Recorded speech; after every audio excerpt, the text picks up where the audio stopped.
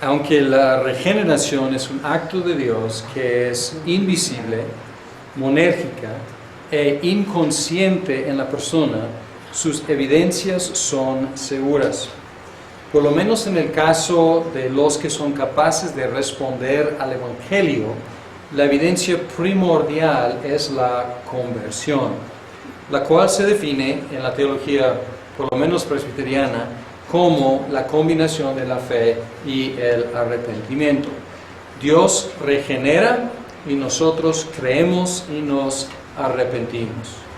Podemos creer y arrepentirnos solamente si Dios nos regenera, pero al mismo tiempo la responsabilidad de creer y arrepentirnos es nuestra.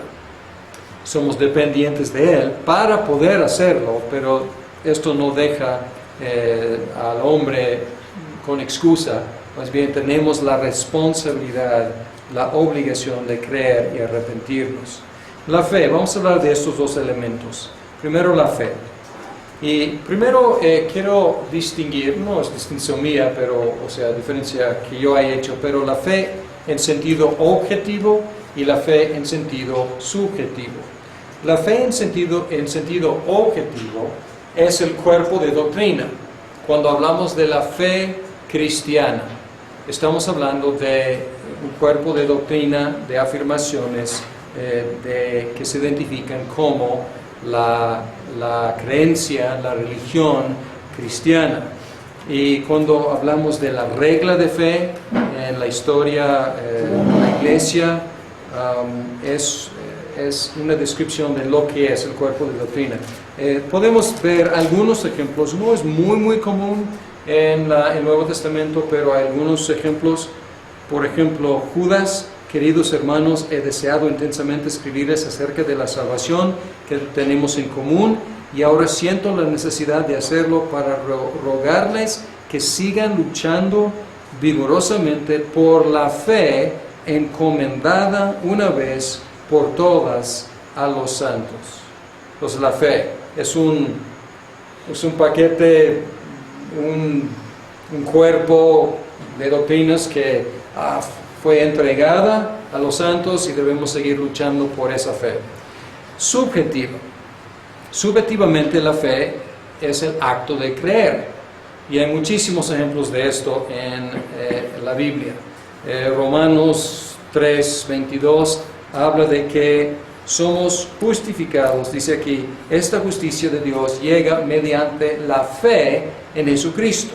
No está hablando de un cuerpo de doctrina, está hablando del acto de creer en Jesucristo. A todos los que creen, pues es un poco redundante aquí, mediante la fe en Jesucristo, a todos los que creen. Ahí se define lo que es el acto de creer. Definiciones de la fe.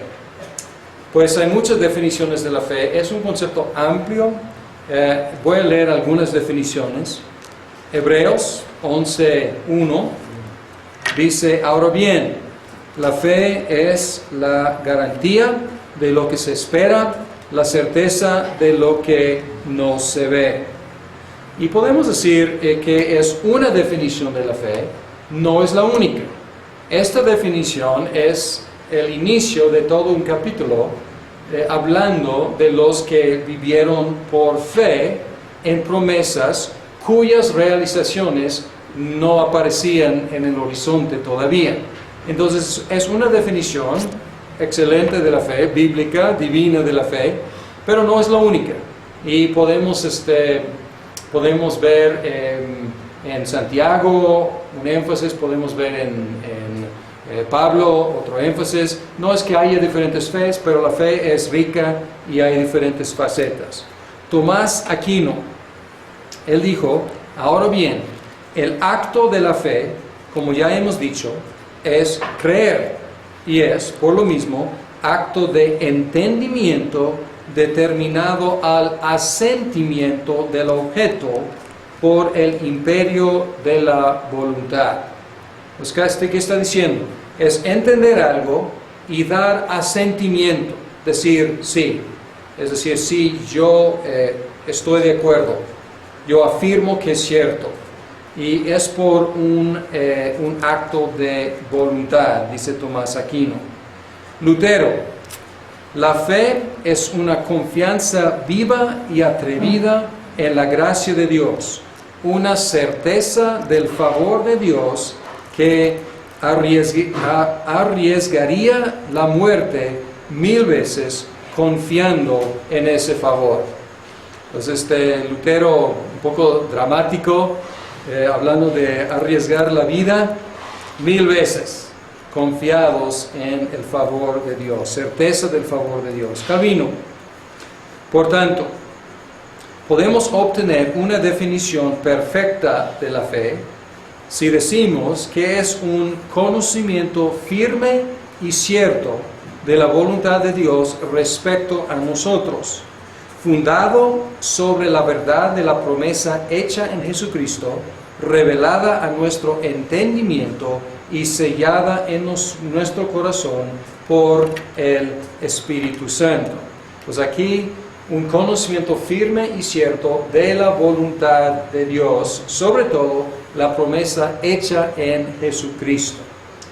Y el Catecismo de Heidelberg tiene una definición más o menos famosa de la fe. Pregunta número 21, dice, ¿qué es la verdadera fe? La respuesta, no es solo un seguro conocimiento por el cual considero cierto todo lo que el Señor nos ha revelado en su palabra, sino también una verdadera confianza que el Espíritu Santo infunde en mi corazón por el Evangelio, dándome la seguridad de que no solo a otros, sino también a mí mismo, Dios otorga la remisión de pecados, la justicia y la vida eterna. Y eso de pura gracia y solamente por los méritos de Jesucristo. Entonces aquí enfatiza confianza, seguridad, y aquí seguridad de que mis pecados están perdonados y tengo la vida eterna. Catecismo Menor, pregunta 86. ¿Qué es la fe en Jesucristo? La fe en Jesucristo es una gracia salvadora por la cual recibimos a Cristo como nos es ofrecido en el Evangelio y confiamos solamente en Él para la salvación. Pues aquí habla de recibir y confiar. Confesión de Fe de Westminster 14, número 2, párrafo 2, que tiene definición de fe. Que dice, por esta fe, y la fe aquí tiene dos objetos, pueden observar. Por esta fe, un cristiano cree que es verdadera cualquier cosa revelada en la palabra, porque la autoridad de Dios mismo habla en ella. Y esta fe actúa de manera diferente sobre aquello que contiene cada pasaje en particular, produciendo obediencia hacia los mandamientos, temblor hacia las amenazas o ante las amenazas y abrazando las promesas de Dios para esta vida y para la que ha de venir. Pero los principales hechos de la fe salvadora son aceptar, recibir y descansar solo en Cristo para la justificación, santificación y vida eterna, por virtud del pacto de gracia. Entonces aquí, más o menos como Heidelberg, dice que la fe es creer lo que la Biblia dice. Y la fe es confiar en la persona de Jesucristo. Es su principal acto. Una definición por un teólogo ya, un presbiteriano ya difunto, Gordon Clark, él enfatizaba, él restringía la fe a solamente, él decía, la fe por definición es asentimiento a proposiciones entendidas. Entonces, él quitó la cuestión de confianza. Él dijo que es conocer y dar asentimiento a proposiciones. La mayoría de los reformados dicen que es una definición demasiado restringida. Un profesor mío, teólogo que todavía está ministrando, Sinclair Ferguson, como hemos visto en la Escritura, la fe es generalmente la confianza viva y personal en Cristo. Y podemos ver aquí que él define exactamente O sea, el elemento que no enfatiza Clark, Ferguson enfatiza cómo es la esencia. Ahora, unas observaciones sobre estas definiciones. Todas estas definiciones incluyen un elemento, que es conocimiento. Y también todas estas incluyen asentimiento.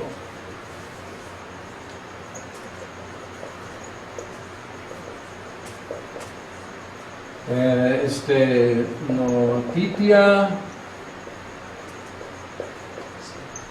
ascensus.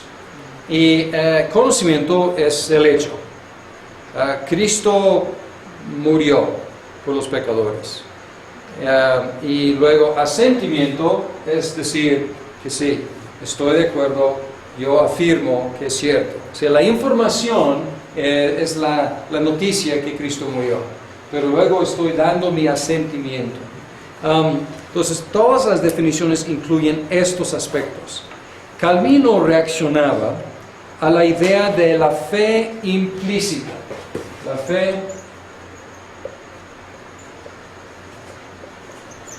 implícita, que era un concepto medieval de los católicos escolásticos, y la idea era que la fe implícita es, como la iglesia es infalible, la iglesia determina la doctrina correcta, yo doy asentimiento a lo que la iglesia enseña, sin tener que saber qué enseña.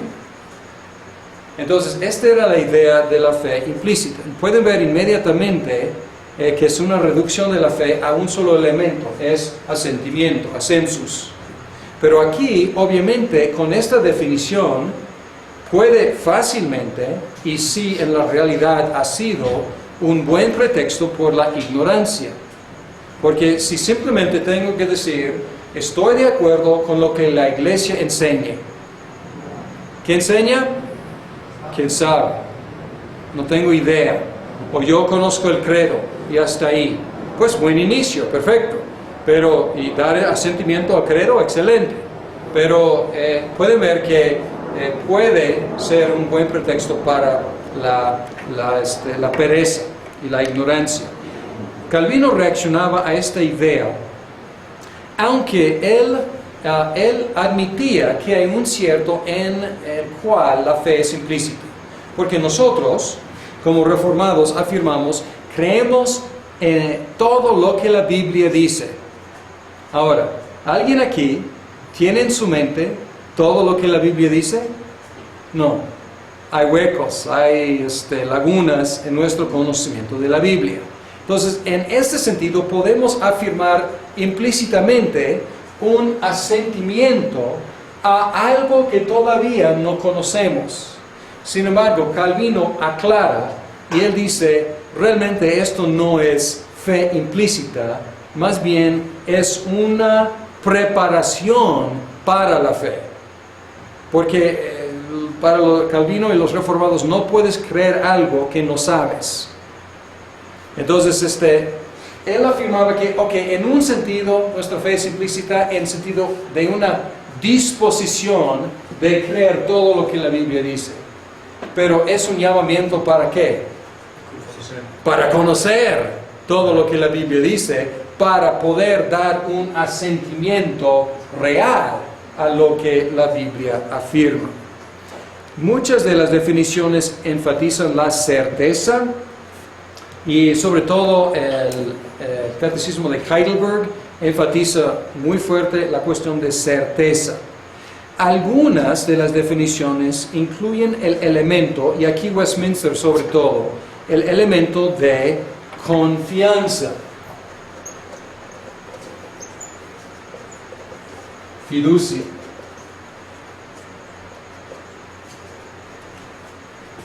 Debo negar eso, porque es la idea, que si afirmamos esto, o sobre todo notitia, conocimiento, estamos negando fe implícita. algunos enfatizan esta idea de fiducia.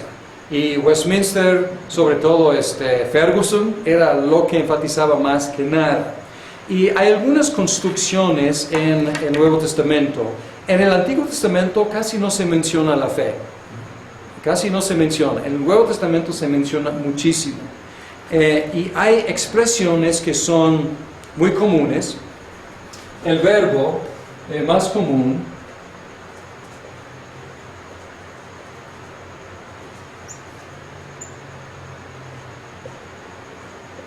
es en su forma infinitiva, creer. Y luego hay 3 preposiciones que se utilizan. Entonces es creer en, es creer eis, es creer epi.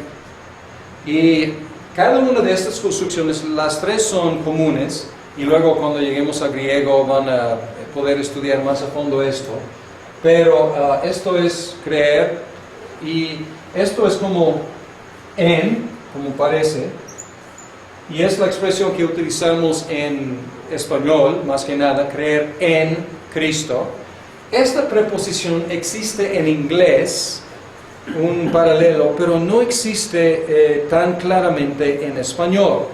En inglés sería into. Ahora, en español, en cubre tanto in en inglés y también into. Pero en inglés, in, y como en griego, in o en es como estático. Y into o is es como direccionar. Entonces es creer into Cristo. Entonces no sé si esté explicando, ¿no? Pero aquí la idea es que crees para entrar en Cristo. Y aquí esto podría traducirse con sobre.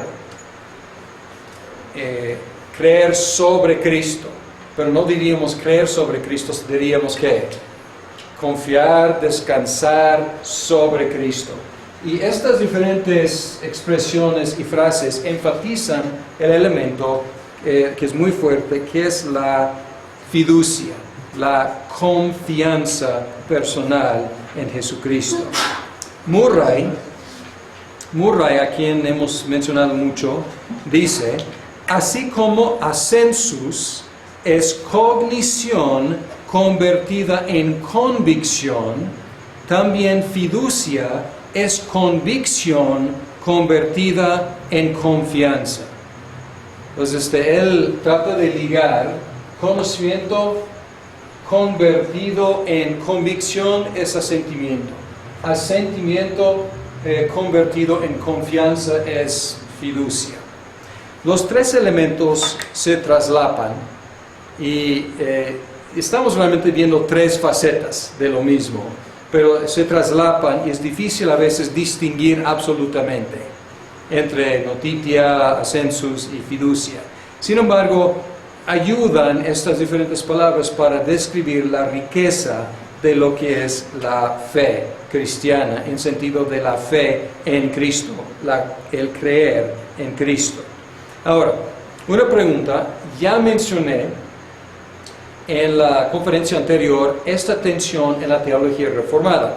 Cristo murió para salvar a los elegidos. Salimos y predicamos el Evangelio a todos.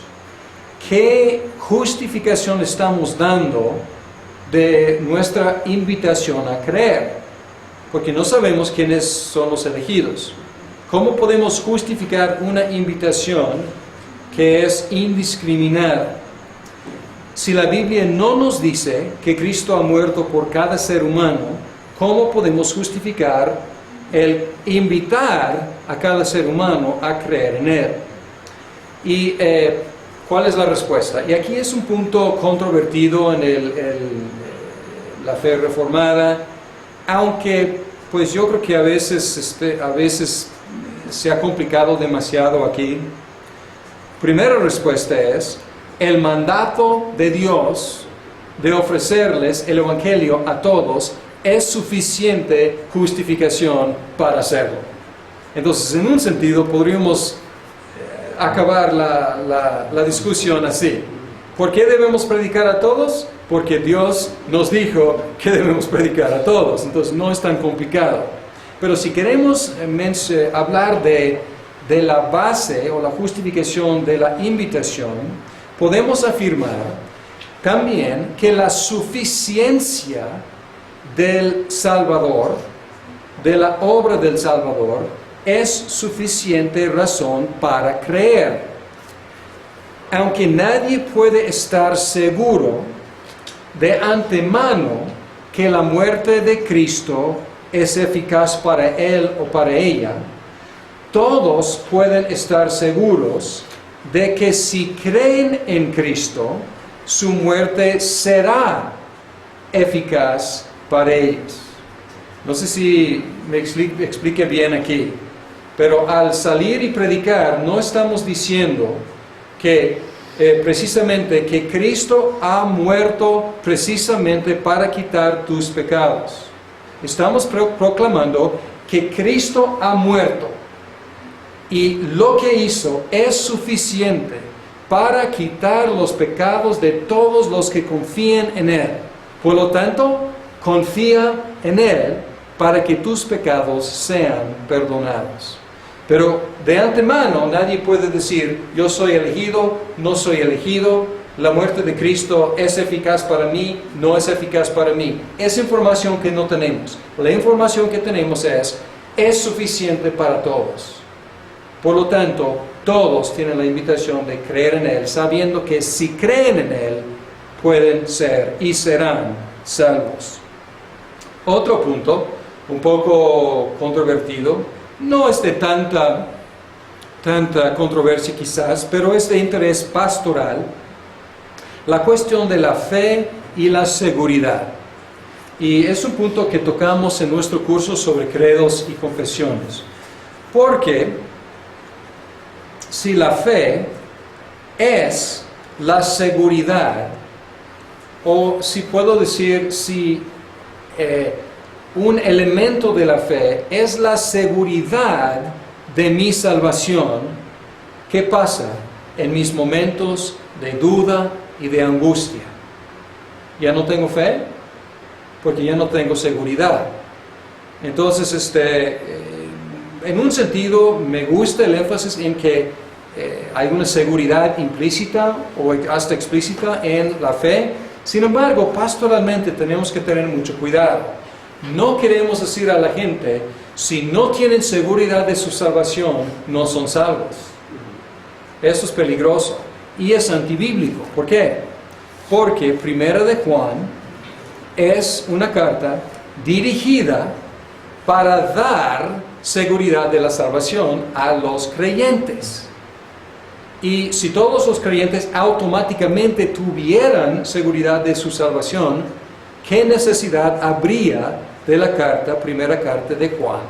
O sea, no habría necesidad. Entonces, ahí obviamente está diciendo que algunos no disfrutan en su experiencia, la experiencia de la seguridad de la salvación.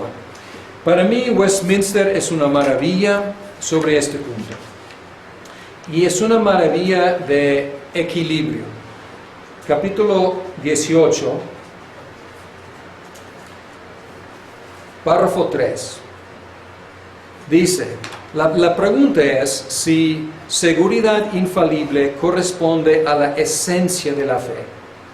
Y aquí dice, esta seguridad infalible no corresponde completamente a la esencia de la fe, sino que un verdadero creyente puede esperar mucho tiempo y luchar con muchas dificultades antes de ser participante de tal seguridad.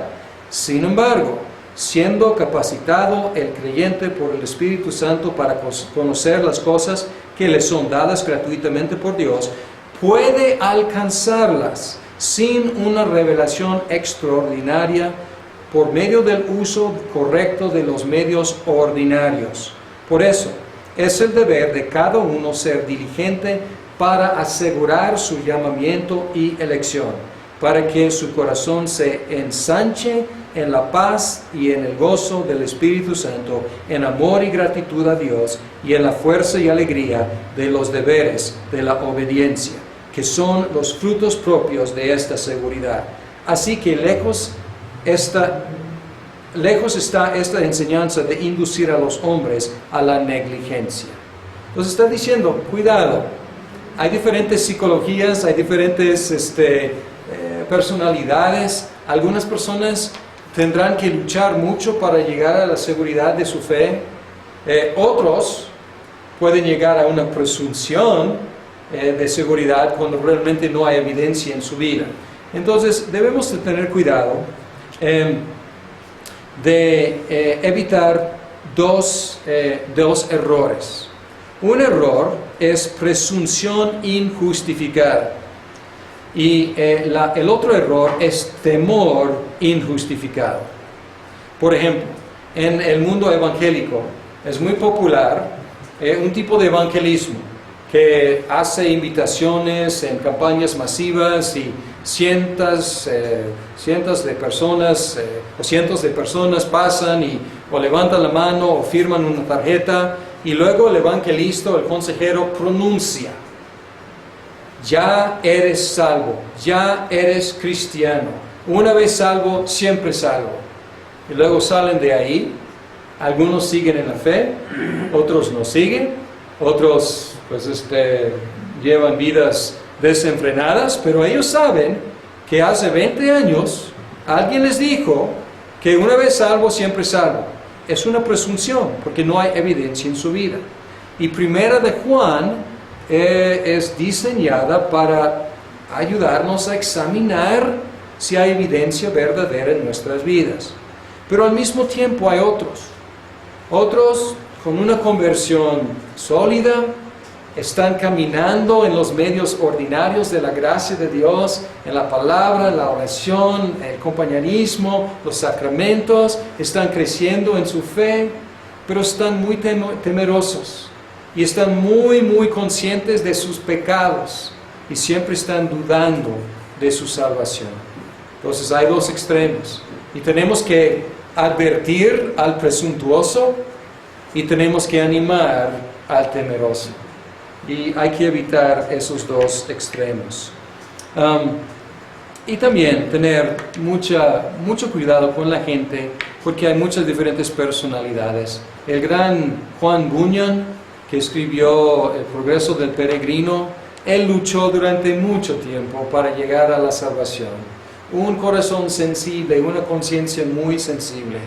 Entonces, si fueras pastor de John Bunyan, tendrías que tratarle con mucha ternura, animarle hasta que llegara. Pero si eres pastor de un presuntuoso, que es un borracho que dice, yo soy cristiano porque hace 20 años yo respondí a una invitación en un llamamiento, en una campaña, pues sí golpeo a mi esposa y soy borracho y ladrón, pero, hay que también saber tratar con esa persona. Entonces aquí Westminster estudia en ese párrafo, porque es una maravilla de equilibrio. Fe, y el otro lado de la moneda es el arrepentimiento. La conversión es el conjunto de fe y arrepentimiento. Algunas definiciones y comentarios sobre el arrepentimiento. Jesús, Lucas 13:3. De la misma manera, todos ustedes perecerán a menos que se arrepientan. Entonces da la idea de que el arrepentimiento es necesario. Lutero, 95 tesis, primer tesis. Cuando nuestro Señor y Maestro Jesucristo dijo, haced penitencia, la traducción desafortunada de la Vulgata, ha querido que toda la vida de los creyentes fuera penitencia. Todavía no había llegado a hacer su traducción del Nuevo Testamento, pero era astuto lo suficiente para saber que no estaba hablando de simplemente hacer, decir 3 Ave Marías o decir 3 Padres Nuestros, pero toda la vida una actitud de arrepentimiento. Calvino, por esto, a mi parecer, podríamos convenientemente definir el arrepentimiento diciendo que es una verdadera conversión de nuestra vida a Dios, la cual procede de un sincero y verdadero temor de Dios y que consiste en la mortificación de nuestra carne y del hombre viejo y en la vivificación del Espíritu. Entonces, en un sentido, Berkhof está siguiendo a Calvino, porque Calvino utiliza conversión y arrepentimiento como el mismo concepto. Y no hay problema, o sea, hay que definir los términos, pero hay suficiente flexibilidad. Pero él enfatiza que es una conversión de la vida del pecado hacia Dios, a Dios, mortificación de la carne y el hombre viejo, vivificación del Espíritu. Catecismo Menor, 87. ¿Qué es el arrepentimiento para vida? El arrepentimiento para vida es una gracia salvadora por la cual el pecador, teniendo una verdadera conciencia de sus pecados y conociendo la misericordia de Dios en Cristo, con dolor y odio a sus pecados, se convierte de ellos a Dios, con plena determinación de alcanzar una nueva obediencia. Y otra vez, para mí es una definición maravillosa, porque hay mucho equilibrio aquí. No habla de un arrepentimiento perfecto, o sea, una vez arrepentido de este pecado jamás vuelve a ser problema. Sin embargo, pues enfatiza que es con una plena determinación de una nueva obediencia. Y aquí el arrepentimiento es motivado por un odio hacia lo que encontramos en nosotros, hacia nuestros pecados, y motivado por una aprehensión de la misericordia de Dios en Cristo. Confesión de Fe de Westminster 15, párrafo 1. El arrepentimiento para vida es una gracia evangélica y esta doctrina referente a ella debe ser predicada por cada ministro del Evangelio, tanto como de la fe en Cristo. Entonces aquí afirma, hay que predicar los dos. Algunas observaciones. El arrepentimiento es tan necesario como es la fe. Unos textos, Hechos 20, 21, dice: a judíos y a griegos les he instado a convertirse a Dios y a creer en nuestro Señor Jesús. Aquí la traducción es convertirse, pues otras traducciones arrepentimiento para con Dios y creer en el Señor Jesucristo. Hebreos 6:1 también.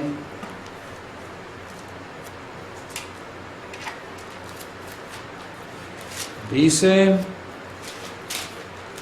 por eso, dejando a un lado las enseñanzas elementales acerca de Cristo, avancemos hacia la madurez. Y luego menciona, enseñanzas elementales. No volvamos a poner los fundamentos, tales como el arrepentimiento de las obras que conducen a la muerte, la fe en Dios y luego otras cosas. Entonces, primeras dos cosas elementales de la fe cristiana: arrepentimiento y la fe. La justicia de Dios, otra observación, la justicia de Dios y la misericordia de Dios motivan el arrepentimiento. Lucas 13:3, que ya cité, pues Jesús advirtiendo: a menos que se arrepientan ustedes, también perecerán. Entonces es una advertencia.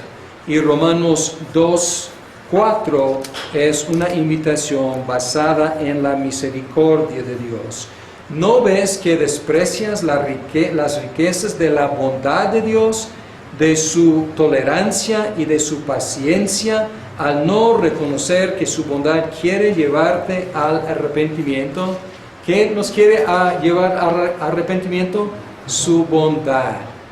Berkhof insiste en la interioridad del arrepentimiento. Y esto es un poco curioso, pero su motivación es: quiere distinguir arrepentimiento bíblico de penitencia romana.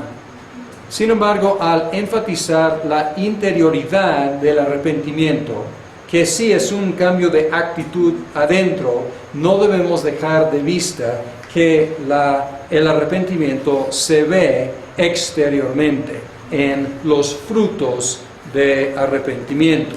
Pues es lo que dice en Mateo 3:18, y aquí podemos detectar lo interior y lo exterior en un sentido. Dice, produzcan frutos que demuestren arrepentimiento. Entonces bien puedes decir, yo estoy arrepentido. Pues, excelente, felicidades, demuéstramelo. O sea, tiene que haber algo exterior. Bien, algunos cambios incluidos en el arrepentimiento. Si es una conversión, es un cambio. En el Nuevo Testamento, la palabra principal traducida como arrepentimiento es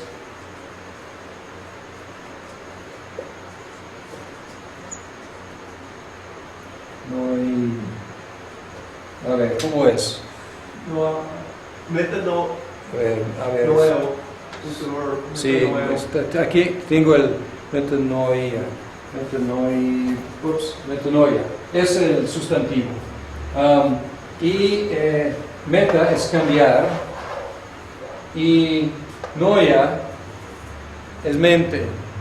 Entonces, es cambiar de parecer, cambiar de mente.